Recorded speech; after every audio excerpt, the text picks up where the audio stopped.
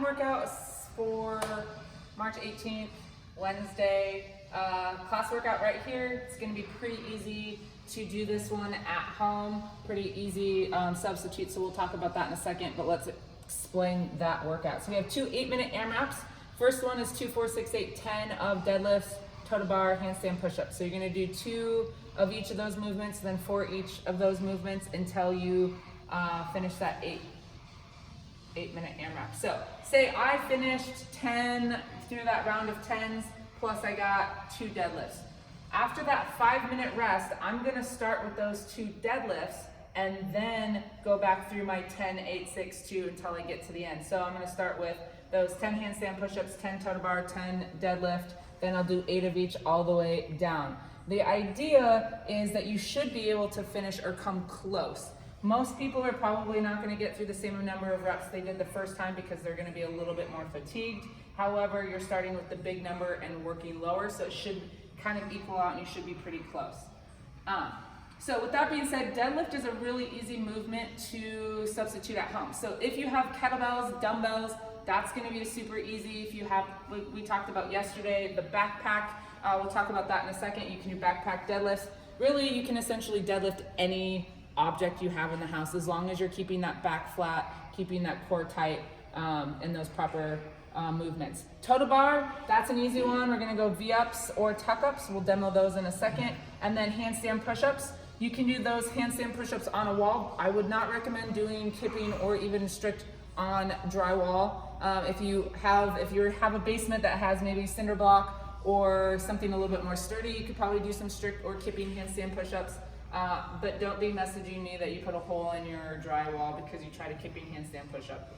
I'm not liable. So then we can also go into the pike push-ups, kettlebell or dumbbell, push presses or strict presses, and then just plain old regular push-ups if you aren't comfortable doing any of those at home. All right, so let's go ahead. We'll start off demoing with those deadlifts. So if you have dumbbells, no matter what weight they are, it's okay. If they're a little bit lighter than the 155-pound barbell for females, you're just gonna get through more rounds, and that's totally fine. All right, so you're gonna start standing. You're only gonna touch the front of the heads to those dumbbells or onto the ground, so it's gonna look just like so. So I'm still getting that good deadlift. I'm still keeping my back nice and flat, and those heads are just the only thing touching. If you have a kettlebell, you can do a kettlebell, but this time now the kettlebell will be right between your legs. You do kettlebell deadlifts all the time in class when we warm up for our kettlebell swings. So we're just gonna keeping those hips high, keeping that back flat, standing all the way up, squeezing my butt at the top. Revisiting the backpack. Inside my backpack, I got a cleaning solution, and I found one little dumbbell that you may have at home. You can fill your backpack with whatever you want. You can make it as heavy or as light as you want. Make sure you guys zip that up. I made sure all of my things are kind of tied up. So you can hold your backpack whatever's most convenient for you, depending on where you're at. So I'm just gonna keep that, hold it on the side because now I'm in a better position. This would be a little too high, so I could hold it from the middle if I wanted to, and just do my deadlifts this way, or I could hold it here and still deadlift that same position. I'm still getting that same range of motion, still getting weight. So you can play around with that, try to decide how heavy you want to make that. Yeah, so that's the backpack deadlift.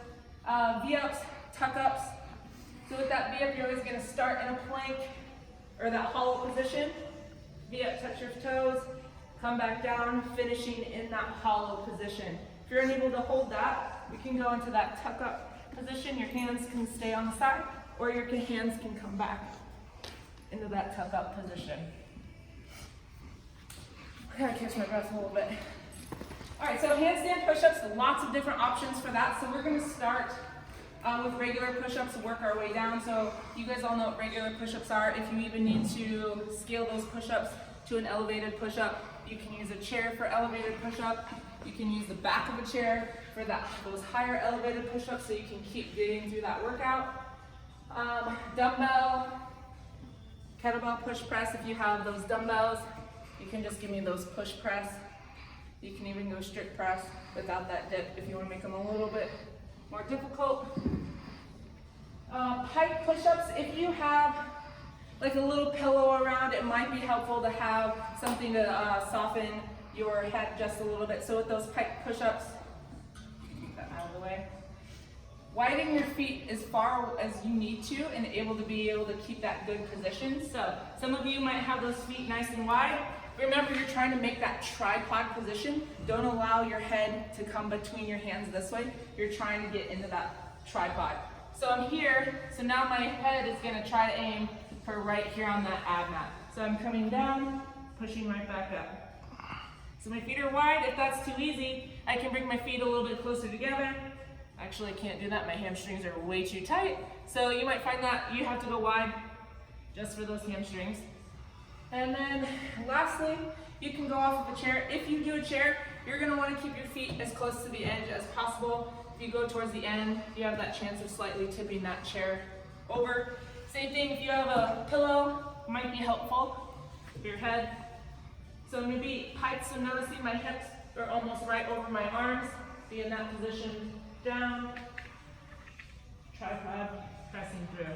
So you can see that chair still tips just a little bit.